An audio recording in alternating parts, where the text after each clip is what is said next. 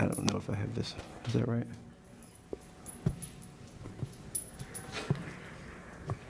Okay, we're streaming. Okay. Let's see what we can get accomplished here. So what I'll do, I'll see, you know, if you learned anything from that this morning. What is critical race theory? Who wants to take a stab at it? I didn't talk a lot about it, but I gave you a brief introduction. You remember any of that?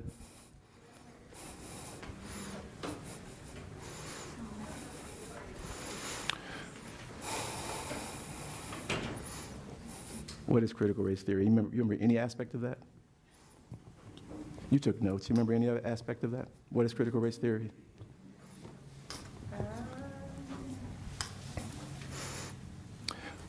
Where do they use it?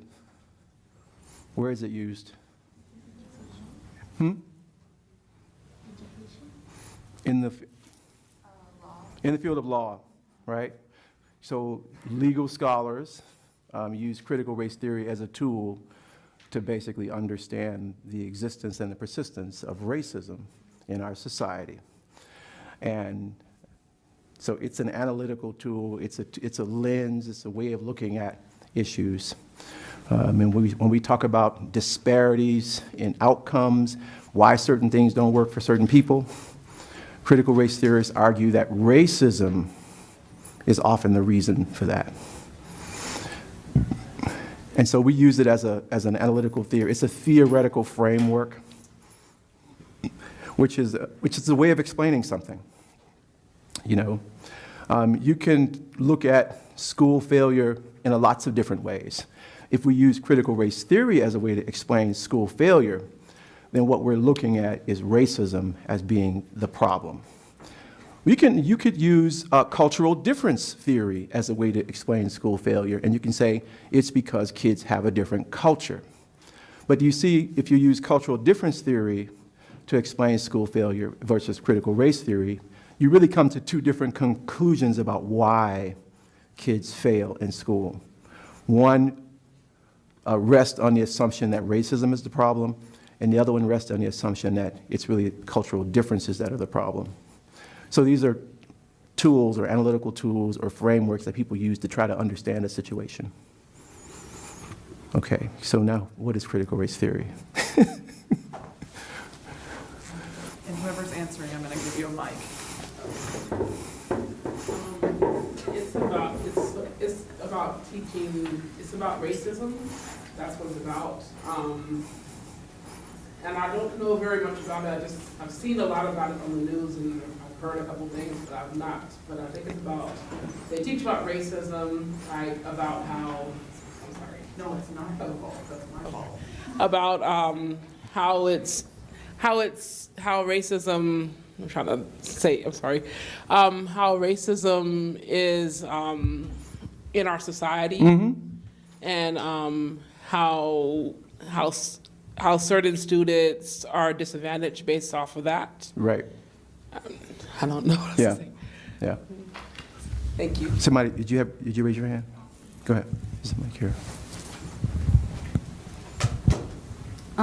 The definition that I wrote down, I guess, is that legal scholars talk about the persistence and resistance of racism, and they use it, I guess, to talk about issues that goes on in the education field.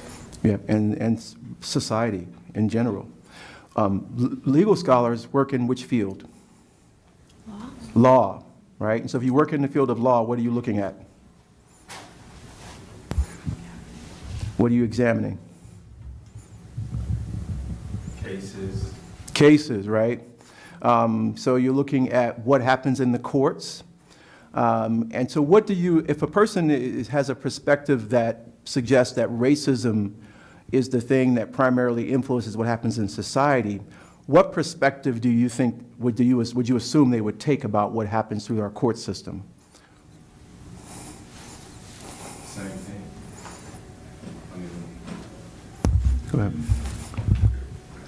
I think the same thing, like we're discussing with critical race theory with school. Right. It's the same thing with police and with the law, with cases and lawyers, what they're fighting against, so they understand why the numbers are so high with, people of color. Right. So they argue that the legal system is racist, right? And that is the reason that you see the numbers of people of color in prison and arrested at the rates that you do. And so that's where legal scholars pretty much situate their work, and then we're trying to use it to understand education. And I've been using those educational examples because we're all educators. But if you read the law stuff, they're talking about what he just described in terms of what happens in the courts and how that impacts social outcomes, right? So that's critical race theory. Why is it under attack? Do you remember what I talked about? Yes. From what I remembered, I think it was said that CRT is being blamed for racism that's being caused. Yep. It's being blamed for racism. What else? Why else? Why is it under attack? Who's attacking it? You have to turn the mic right here. A man named Christopher Rufo decided that he wanted to kind of lump together a bunch of issues under CRT and kind of attack it that way. Yep. Was there other comments? So Christopher Rufo is a conservative political strategist who works for conservative think tanks and working primarily, for the Republican Party. And they're trying to basically reshape the conversation around progressive ideas that they don't like, and they're branding them all under critical race theory to make people nervous and scared. It was very effective in Virginia.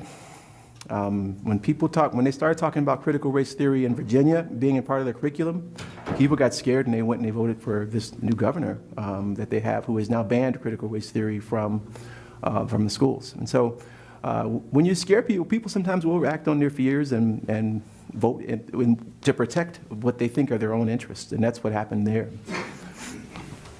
So it's a political movement. It's an effort for a certain political party to regain power, right? And you can use fear as a way to do that. How do we stop those fears? Yes. What do you think? Well, to me, to me, give me ideas of what lessons I can teach and when did I get too far into the subject to where it becomes a legal issue. Yeah. Again, I think if we're talking about student experience, right, then I don't think we can go wrong. So, because Mexican American studies, African American studies, that's all about student experience, right? Asian American studies, you're chronicling the experiences of our students. And so how is that illegal, right? How is that divisive? Because it really captures the history and the experiences and the culture of our students. I would say that you can talk about student experience and talk about historical events, when they occurred, what impact they had, whether or not they led to any kind of legislation or curricular change or anything like that, without saying that was racist, right? She's a racist, he's a racist. You don't have to call people out as racist, or, you don't have to say a law or a policy is racist. You can talk about how it is impacting students of color and what kind of outcomes we see. So the data and the evidence speaks for itself, right? And if you have, I serve on a hospital board, and we were talking about the differences between how African Americans are restrained and at what levels they're restrained in emergency rooms versus other folks. And we see much higher rates of restraint of African Americans in emergency rooms. Why is that? You don't have to say that's because the hospital is racist, right? But I think the fact that you are speaking to that and looking at that issue is important enough. So I think what you can avoid is calling people racist or using the term, to frame policies and practices. But I think you can always look to the outcomes in terms of What's really happening here? How is this really affecting me and my students? And that's really why CRT is under attack, because they want you to be afraid to even ask those kinds of questions. They want you to be afraid to think critically about what's actually happening in our schools, in our classrooms, in our hospitals, and so on. I talked a little bit about democracy, right? And you remember the aspect of why is it important for us to be able to have these conversations where we look critically at issues of race, class, gender, and so on. Why is that important to our democracy? I talked a little bit about that toward the end. Anybody remember? And there's certain elements of a democracy that I think are under attack right now. Freedom of speech. Freedom of speech. Did you want, yep. Freedom of education. Freedom of education. What do you mean by that? Well, you're saying some of it was attacked. Mm-hmm, mm-hmm. Oh, you mean academic freedom? Yes. And I didn't even describe what academic freedom was, did I? Okay. Academic freedom gives us the right as educators to teach what we want to teach in the way that we want to teach it, right? We can't be told you have to teach this way and you have to teach a certain subject matter. You have to teach the curriculum, right? I mean, you have a responsibility to teach the curriculum, but you can teach it in the way that you choose to teach it. You should have that freedom as an educator. And when that is denied and taken away, that's taking away your academic freedom, your ability to create and to think creatively about how you approach the subject matter, what topics you choose to emphasize or focus on as an educator. For people like myself, I can write about topics that I choose to write about, and no one can tell me, that I can't write about that because it's considered too divisive. That would be a denial of my academic freedom as a scholar. But as educators, you have the choice, and you should have the choice to teach the material in the way that you see fit. Otherwise, your academic freedom as an educator is being denied. And that is happening all over the country. Like I just gave those examples of those people in Texas, Florida, and Tennessee who have been fired because they chose to introduce a topic that people didn't agree with. So that was the denial of their academic freedom. Have you seen instances of where academic freedom has been denied of educators? Have you experienced that? Do you think it's important?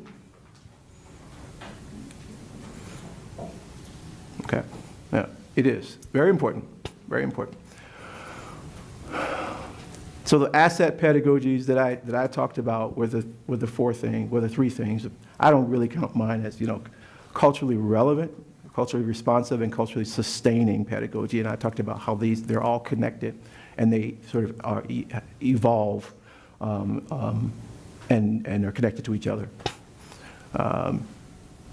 Anybody remember, let's see, critical race pedagogy? I ran through that really quickly. What is that? Anybody remember?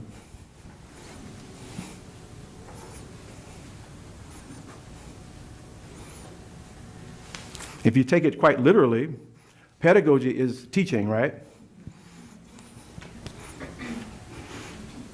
So if you take it literally, it means you're teaching about from the perspective of the student, right? And I talked about how you can utilize students' experiences with race and racism as a basis for having conversations about a variety of things. Again, you are not coming in and saying, that teacher's a racist, that police is a racist. You're listening to students. If a student has that perspective, you allow them to offer that perspective.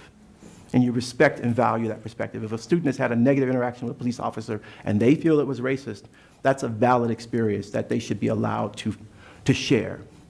And then you should be able to use that as a basis for connecting to other curriculum materials and other concepts. Besides using literature, how do you think that we can speak about this with the younger students? Because I feel like it's a little more complicated to speak of with like a 7-year-old. So what is the way that we can approach it for them besides the literature?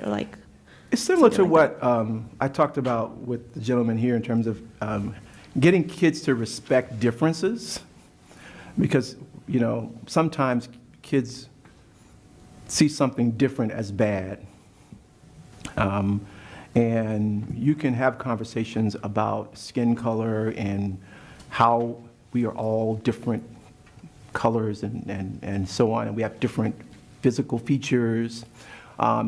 You could point to a map that shows, you know, Africa and other parts of the world where people of certain complexions sort of come from, and how you can show how that's connected to parts of South America and North America and that evolution. So you can teach kids about geography, you can teach kids about who they are, what the connection is between these different racial groups, and why they're all valid and valuable and important.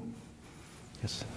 I have a different segue into that because I am a preschool teacher. Mm-hmm. And I'm actually dealing with it this week where I have a father who is very upset that his son is choosing the color pink. And he went on a complete and total tangent. I had to ask him to leave the classroom because he went in, boys can only do boy colors, girls can only have pink. And in our classroom, it's like you can play with anything. It's preschool, so they have the housekeeping area, and he has the baby doll, and he was very upset, and he told me, my son is not allowed to do that. And I'm trying not to disagree with him because of my education. I'm like, no, it's just a color. Boys can go to any color. They can play with anything. And he's like, my son cannot do that. And without giving him literature, how do you suggest dealing with parents who are going towards that route where you can only do this and we can only have that?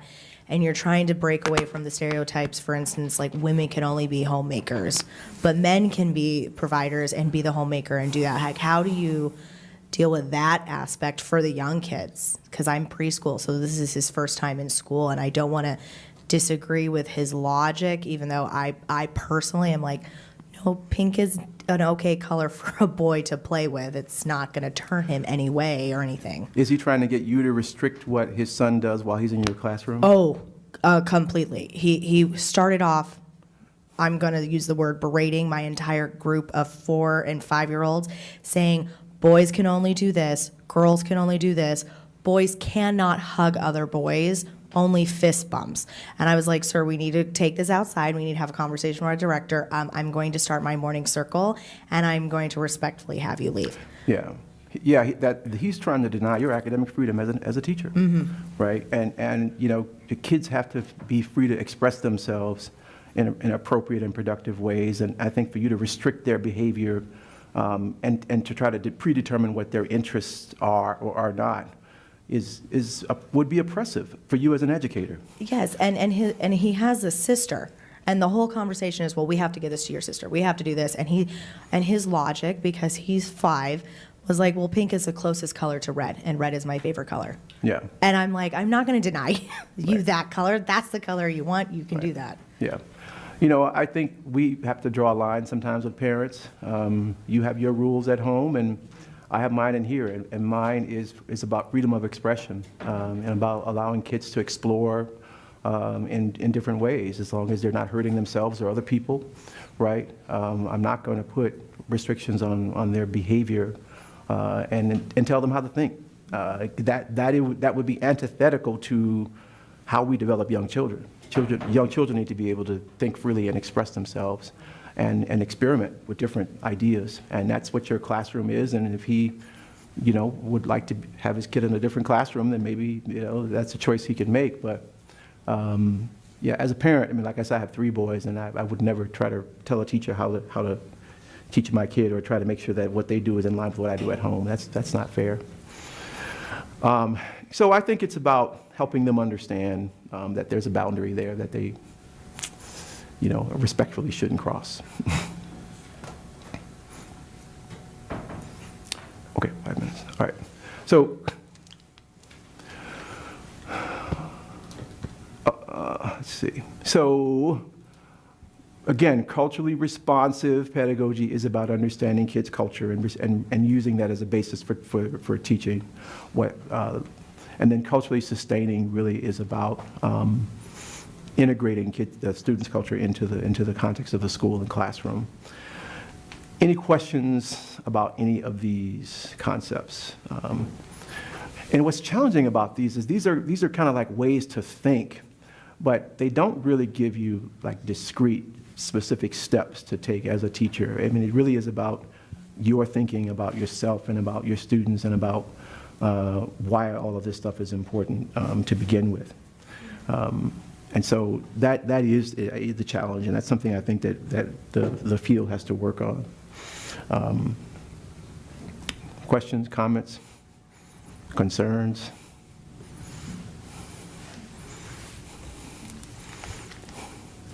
How do you deal with like a school that's trying to take away your academic freedom or like trying to restrict what you're teaching? You have an example? Like if you wanted to talk about like the civil rights and they try to do it a certain way, how would you try to embrace students but also work with your school? That's a good question. It depends on the curriculum, you know. I mean, so if is this social studies or is this? Yeah. Okay. Because you can use examples from the civil rights movement, for example, to illustrate or demonstrate a key concept or an idea. I would say make sure you're always teaching the concepts that students need to know. And so the civil rights movement would be an illustration of the concept you want to teach. That you're not necessarily teaching the civil rights movement itself, unless you're a history teacher and you're moving through that. But what is the concept that you want to teach? And I used it as a way to teach writing. And I had kids interact with city and state legislators, sharing their opinions and their feedback about what was happening in their community. And I used it as a way to teach, the 3-paragraph form of an essay. Main topic, the detailed sentences, conclusion, all that stuff, right? But the content of that was really around their ideas, around their neighborhood and how they were going to shift and change some things there. But at the end of that, I wanted to make sure they understood how to write an essay, right? And so make sure you're using the content as a basis for whatever you're doing, and you can bring in different examples and different tools as a way to do that.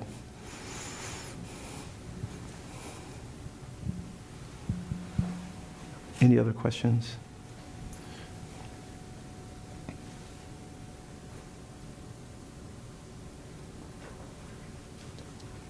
Okay, we're almost out of time here. So, okay, so hopefully you have a sense of what critical race theory is and what it is not, and why it's under attack. And you hopefully have gotten some ideas around academic freedom, why it's important, right? Why we must protect our academic freedom, and then what are some strategies that you can use as an educator to begin to connect with your students.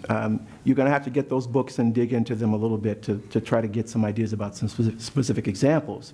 But again, this really is about how you see yourself and respecting and valuing your students as holders of knowledge, right? As people who have valid and valuable information that you can learn from and use as a basis for the work that you do. So thank you very much.